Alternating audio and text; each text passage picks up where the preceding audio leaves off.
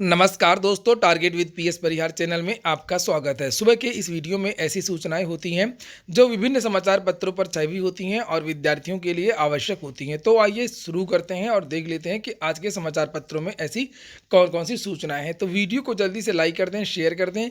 जिन छात्रों ने चैनल को सब्सक्राइब न किया हो तो जल्दी से सब्सक्राइब कर लें ताकि आप लोगों को भी इसी तरीके की ऑथेंटिक अपडेट्स मिलती रहें। आगे बढ़ने से पहले एक और ज़रूरी सूचना है कि जो विद्यार्थी एडेड जूनियर हाई स्कूल भर्ती की तैयारी कर रहे हैं, चूँकि समय कम है, 17 तारीख को परीक्षा होनी है, उनके लिए मार्केट में एक अच्छी पुस्तक आ गई है चक्षु प्रकाशन की, याद रखिएगा। और इस पुस्तक में करेंट अफेयर, तार्किक ज्ञान, रीजनिंग भी है और जो जीएस वाला पूरा भाग है उसके प्रश्नोत्तर सीरीज भी पूरा दिया हुआ है और व्याख्या भी दी हुई है, प्रश्न भी दिए हुए हैं। तो इस पुस्तक को आप लोग ले सकते हैं। जितनी भी बुक इंस्टॉल हैं, महत्वपूर्ण सभी बुक इंस्टॉल में मिल जाएगी। और अगर आप लोग ऑनलाइन खरीदना चाहते हैं तो ऑनलाइन के जो लिंक है वो भी मैं डिस्क्रिप्शन में दे दूंगा, तो वहां से जा करके आप लोग ऑनलाइन भी खरीद सकते हैं। लगभग 200 रुपये की ये किताब है। अब शुरू करते हैं आज की सूचनाओं को। लिखा है गुड न्यूज, पीसीएस 2021 में फिर बढ़ गए बम्पर पद, इन पदों का मिला अधियाचन। तो मैंने कल की वीडियो में भी बताया था आप लोगों से कि एसडीएम के पद ज़रूर आ गए हैं। इसके अलावा भी पद बहुत सारे आने वाले हैं, 2-4 दिन में पद आ जाएंगे। और सूचना फिर से एक बार सही निकली और पीसीएस में 138 नए पदों का अधियाचन आ गया है और अभी भी लगभग 150 पदों का और अधियाचन हो सकता है। तो पीसीएस में लगभग 650-700 पदों पर यह भर्ती हो सकती है। ये देखिए यहाँ पर लिखा है कि पीसीएस 2021 में बढ़ गए 138 पद। यूपी पीएससी को डिप्टी कलेक्टर के 52 पदों का अधियाचन मिला, 538 पदों पर होगी भर्ती।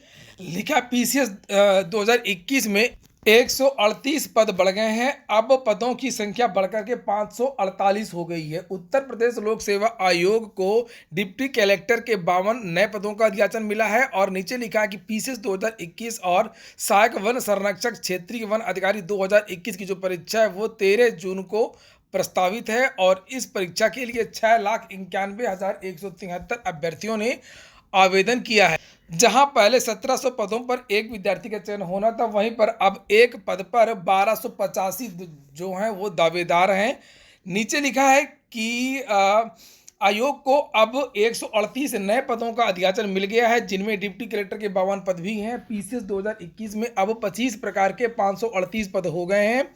एसीएफ आरएफओ के लिए कोई नया अधियाचन नहीं आया है। सो पूर्व की बात, एसीएफ का 1 और आरएफओ के 16 पद हैं। आयोग के मीडिया प्रभारी पुष्कर श्रीवास्तव का कहना है कि पदों की संख्या अभी और भी बढ़ सकती है। प्री परीक्षा का परिणाम आने तक अगर अन्य पदों का अधियाचन आता है तो उन्हें भी पीसीएस 2021 में शामिल कर लिया जाएगा। इसलिए अब आप लोग अपनी तैयारी करते रहें, क्योंकि पदों की संख्या तो बढ़ ही रही है और साथ में जो डिप्टी कलेक्टर का जो पद होता है, जो बड़ा पद होता है, उसका भी अधियाचन इसमें आ चुका है। जिन पदों पर भर्ती होनी है उसका भी यहाँ ब्यौरा लिखा है। जिन पदों का अधियाचन मिला है उनमें डिप्टी कलेक्टर के 52, डिप्टी एसपी के 16, प्रधानाचार्य जीआईसी के 292, आबकारी निरीक्षक के 44, बीडीओ के 39, एआरटीओ के 3, डीपीआरओ के 4, सहायक नगर आयुक्त के 10, अधीक्षक कारागार के 9, उपनिबंधक के 5, सहायक नियंत्रक विधिक माप विज्ञान ग्रेड 1 का 1, जिला प्रोबेशन अधिकारी का 1, गन्ना निरीक्षक, सहायक चीनी आयुक्त का 1, सहायक भंडार क्रय अधिकारी का 1। तो इस तरीके से यहाँ पर पूरी लिस्ट दी हुई है कि किस विभाग के कितने पद हैं। इसका आप लोग स्क्रीनशॉट लेके रख सकते हैं, या तो आप लोग मेरे टेलीग्राम चैनल पर जुड़ जाइए, वहां पर मैं भेज दूंगा, ताकि फिर विद्यार्थी बाद में पूछते हैं कि कौन कौन से पद शामिल हैं। उत्तर प्रदेश लोक सेवा आयोग की कुछ और भी सूचनाएं हैं, जैसे कि लिखा है लोक सेवा आयोग के नए अध्यक्ष के चयन के लिए कार्रवाई शुरू। शासन ने राज्य लोक सेवा आयोग के नए अध्यक्ष के चयन की कार्रवाई शुरू कर दी है और इस प्रतिष्ठित पद के लिए जल्द आवेदन मांगने की तैयारी है। आयोग के मौजूदा अध्यक्ष अवकाश प्राप्त आईएएस अधिकारी प्रभात कुमार का कार्यकाल अप्रैल में समाप्त हो रहा है। जानकर बताते हैं कि आयोग में चयनित व्यक्ति 6 वर्ष या 62 वर्ष की उम्र तक अपने पदों पर रह सकता है। ऐसे में जब सरकार का कार्यकाल केवल 1 वर्ष बाकी है तो ऐसे व्यक्ति को अध्यक्ष बनाने की संभावना ज़्यादा है, जो आयोग को अधिकतम समय तक नेतृत्व दे सके। ऐसे में अवकाश प्राप्त अधिकारियों की जगह किसी सेवारत अधिकारी या किसी को अवसर मिलने की संभावना अधिक है। इसके अलावा मौजूदा अध्यक्ष ने पूर्व में पटरी से उतरी आयोग की गाड़ी को जिस तेजी से बढ़ाया है, नए अध्यक्ष को उसी रफ्तार से आगे बढ़ाने की चुनौती होगी। ऐसे में नए अध्यक्ष के चयन में ये दोनों कसौटी मायने रखेगी। तो बहुत सारे जो विवाद भी रहे इनके कार्यकाल में, लेकिन हाँ, ये बात सही है कि जो लंबित भर्तियां थीं उनमें काफ़ी तेज़ी आई है और जो कैलेंडर है उसको लागू किया गया है। अगली सूचना है असिस्टेंट प्रोफेसर भर्ती की। लिखा असिस्टेंट प्रोफेसर के लिए भर्ती में अभ्यर्थियों को मिली सहूलियत, इसके बारे में मैंने कल देर रात ही वीडियो बनाया था। बहुत सारे ऐसे विद्यार्थी थे जिन्होंने प्राइवेट एमए किया था, वो फॉर्म नहीं भर पा रहे थे, तो उनके लिए नोटिस जारी कर दी गई है कि वो लोग पोर्टल पर जो प्राइवेट का जो ऑप्शन नहीं दिख रहा है वहाँ पर डिस्टेंस वाला जो ऑप्शन है उस पर क्लिक कर दें और उनका जो आवेदन है वो मान्य होगा। जिन विद्यार्थियों ने रेगुलर लिखा है उनका भी जो आवेदन है वो मान्य होगा। लिखा है उत्तर प्रदेश उच्चतर शिक्षा सेवा आयोग ने विज्ञापन संख्या 50 के तहत असिस्टेंट प्रोफेसर की 2003 पद की भर्ती निकाली है। अशासकीय सहायता प्राप्त डिग्री कॉलेजों के लिए निकाली गई भर्ती के लिए ऑनलाइन आवेदन 25 फरवरी से लिए जा रहे हैं। आयोग ने निजी कॉलेजों व विश्वविद्यालयों में स्नातकोत्तर करने वाले अभ्यर्थियों को सहूलियत देते हुए उन्हें रेगुलर का कॉलम भरने की छूट दी है। तो इस तरीके से आप लोग आवेदन कर सकते हैं। याद रखिएगा कि जो लास्ट डेट है वो 27 मार्च है। 27 मार्च के पहले पहले आप लोगों को सब कुछ काम कर लेना है। एक बात मैं और बता दूं कि आप लोग वीडियो को पूरा देखा करें, क्योंकि बहुत सारी महत्वपूर्ण सूचनाएं जो वीडियो के बीच में ही दी जाती हैं और वो आप लोगों से छूट जाती हैं। एक और सूचना है असिस्टेंट प्रोफेसर भर्ती की। लिखा नियुक्ति के नियमों में अनदेखी पर किया प्रदर्शन। बहुत सारे छात्रों का ये आरोप है कि असिस्टेंट प्रोफेसर भर्ती का जो विज्ञापन निकला है, विज्ञापन संख्या 50, उसमें बहुत सारे ऐसे विषय हैं जिनको शामिल नहीं किया गया है। उसको लेकर के इन विद्यार्थियों ने बीएचयू में प्रदर्शन भी किया।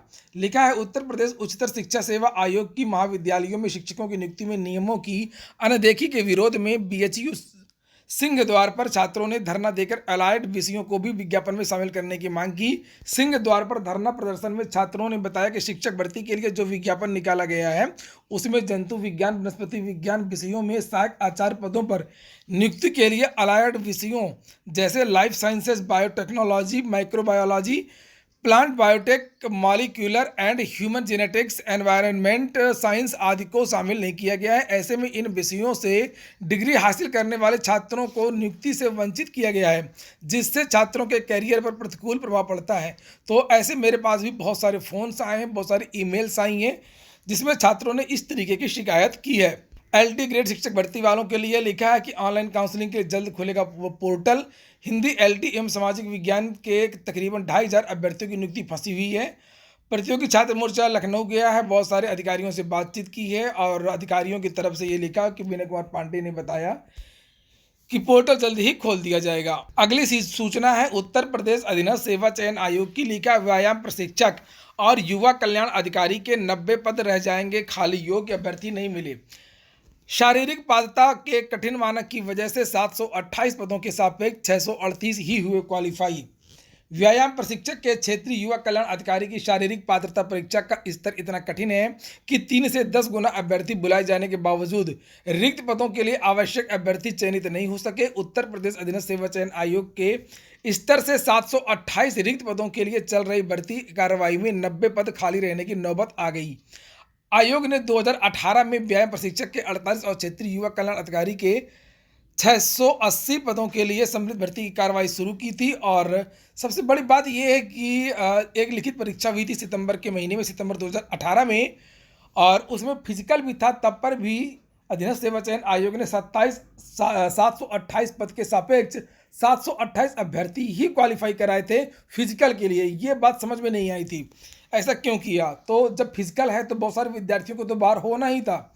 फिर नीचे लिखा है शारीरिक दक्षता के लिए आमंत्रित किए गए इनमें व्यायाम प्रशिक्षक पद पर सिर्फ एक और क्षेत्रीय युवा कल्याण अधिकारी एवं प्रादेशिक विकास दल अधिकारी पर 274 अभ्यर्थी ही शारीरिक दक्षता उत्तीर्ण कर पाए। यहाँ पर लिखा व्यायाम प्रशिक्षक के लिए शारीरिक दक्षता देने के लिए 731 में से सिर्फ 129 अभ्यर्थी ही पहुँचे, वहाँ पहुँचे ही नहीं। इनमें से 30 अभ्यर्थी ही सफल हुए, कुछ ने पहले ही हथियार डाल दिए और कुछ वहाँ पर जा कर के फेल हो गए। क्षेत्रीय युवा कल्याण एवं प्रादेशिक विकास दल अधिकारी पद के लिए 1551 में से 772 लगभग आधे अभ्यर्थी पहुँचे और इनमें से केवल 333 अभ्यर्थी ही सफल हुए। इस तरीके से कुल मिलाकर के जो बहुत सारे जो पद हैं लगभग 90 पद हैं वो खाली रह गए हैं और अब इन चयनितों का जो अभिलेख परीक्षण है वो 22 तारीख से होगा। इसके लिए कल जो परिणाम है फाइनल वो भी जारी कर दिया गया है ऑफिशियल वेबसाइट में। अब कुछ सूचनाएं हैं विश्वविद्यालयों की, जैसे लिखा है कि तो 1 लाख छात्र नहीं दे पाएंगे बीएड परीक्षा, चूंकि बहुत सारे ऐसे विश्वविद्यालय हैं जहाँ पर स्नातक अंतिम वर्ष का जो परिणाम है वो नहीं आया है। लिखा छत्रपति साहू जी महाराज विश्वविद्यालय के स्नातक अंतिम वर्ष के करीब 1 लाख छात्र इस साल बीएड प्रवेश परीक्षा में शामिल ना हो पाए, क्योंकि प्रवेश फॉर्म भरने के लिए स्नातक अंतिम वर्ष का रोल नंबर अनिवार्य है, जबकि विश्वविद्यालय में अभी तक परीक्षा फॉर्म ही नहीं भरे गए हैं। तो जब फॉर्म नहीं भरा गया तो रोल नंबर कहाँ से मिलेगा। बीएड प्रवेश फॉर्म भरने की अंतिम तारीख 15 मार्च है। यहीं पर आगे लिखा है कि बीएड परीक्षा में उन छात्रों को भी मौका मिलता है जो स्नातक के अंतिम वर्ष में हो, चूंकि परीक्षा फॉर्म भरने के बाद ही रोल नंबर मिलता है। ऐसे में छात्र परेशान है। उत्तर प्रदेश स्ववित्त पोषित एसोसिएशन के अध्यक्ष विनय त्रिवेदी ने कहा कि विश्वविद्यालय की लापरवाही से करीब 1 लाख छात्र ऐसे होंगे जो परीक्षा नहीं दे पाएंगे। लखनऊ विश्वविद्यालय में आवेदन शुरू हो गए हैं ग्रेजुएशन के लिए। जो लोग एडमिशन लेना चाहते हैं और जो लोग पीएचडी करना चाहते हैं उसके लिए भी यहाँ सूचना है। लिखा 20 अप्रैल तक आवेदन करना है। और एक सूचना और है कि Abdul Kalam technical university PhD प्रवेश परीक्षा का भी परिणाम जारी कर दिया गया है। और प्रोविजनल चयनित अभ्यर्थी जो है वो 15 मार्च को सुबह 10:30 बजे ओरिजिनल डॉक्यूमेंट वेरिफिकेशन करवाएं। अगली सूचना है 69,000 शिक्षक भर्ती की। कल कुछ अभ्यर्थी गए थे जिन्होंने शिक्षा मंत्री से मुलाकात की थी, डॉक्टर सतीश चंद्र द्विवेदी जी से, और उनसे पूछा था कि महोदय कब तक तीसरी काउंसलिंग होगी। तो मंत्री जी की तरफ से ये आश्वासन दिया गया है कि चुनाव की अधिसूचना के पहले ही तीसरी काउंसलिंग का जो विवरण वो जारी कर दिया जाएगा। आप लोग निश्चिंत रहें, आप लोगों की जो तीसरी काउंसलिंग है वो ज़रूर होगी। इसके बारे में विभाग काम कर रहा है। तो आपको बता दूं कि 69,000 में लगभग 8,000 पदों को मौका मिल सकता है। जिन अभ्यर्थियों का लगभग 1 नंबर से जो लोग चूक गए हैं गुणांक में, उनको मौका मिल सकता है। जेईई मेंस की आज आवेदन की लास्ट डेट है, तो आज रात तक आप लोग आवेदन कर सकते हैं। ये देखिए यहाँ पर लिखा है परीक्षा के लिए आज रात तक आवेदन, और 11:59 के पहले आप लोगों को आवेदन करना है। अगर आप लोग आईआईटी या किसी एनआईटी से बीटेक करना चाहते हैं तो राज्य विश्वविद्यालय की सेमेस्टर परीक्षाएं मंडल में आज से शुरू हो जाएंगी। प्रोफेसर राजेंद्र सिंह रज्जू भैया राज्य विश्वविद्यालय की सेमेस्टर परीक्षाएं बुधवार 10 मार्च से शुरू हो जाएंगी। आज जारी हो जाएगा क्रेट 2020 का परिणाम। इलाहाबाद केंद्रीय विश्वविद्यालय समेत संगठक कॉलेजों में पीएचडी में दाखिले के लिए संयुक्त शोध प्रवेश परीक्षा क्रेट 2020 का परिणाम मंगलवार को तकनीकी समस्याओं के चलते जारी नहीं हो सका, और आज ये परिणाम जारी कर दिया जाएगा। हिंदी का परिणाम अभी नहीं आएगा। इसके बाद में कुछ विभागों से भर्तियां निकली हैं, उनको भी देख लें। योग्य उम्मीदवारों की है जरूरत। स्पोर्ट्स अथॉरिटी ऑफ इंडिया से भर्ती निकली 47 पदों पर। अधिकतम उम्र 55 वर्ष है और जो वेतन है वो 75,000 रुपये से लेकर के 1 लाख रुपए तक है, जो यहाँ पर आप लोग देख सकते हैं। वेबसाइट यहाँ पर दिया हुआ है स्पोर्ट्स अथॉरिटी ऑफ इंडिया.nic.in। यहाँ पर जाइए और आवेदन करिए। योग्यता यहाँ पर लिखिए MBA PGD M 2 वर्षीय सिविल इंजीनियरिंग में बीटेक BE इत्यादि होनी चाहिए। लास्ट डेट 18 मार्च है।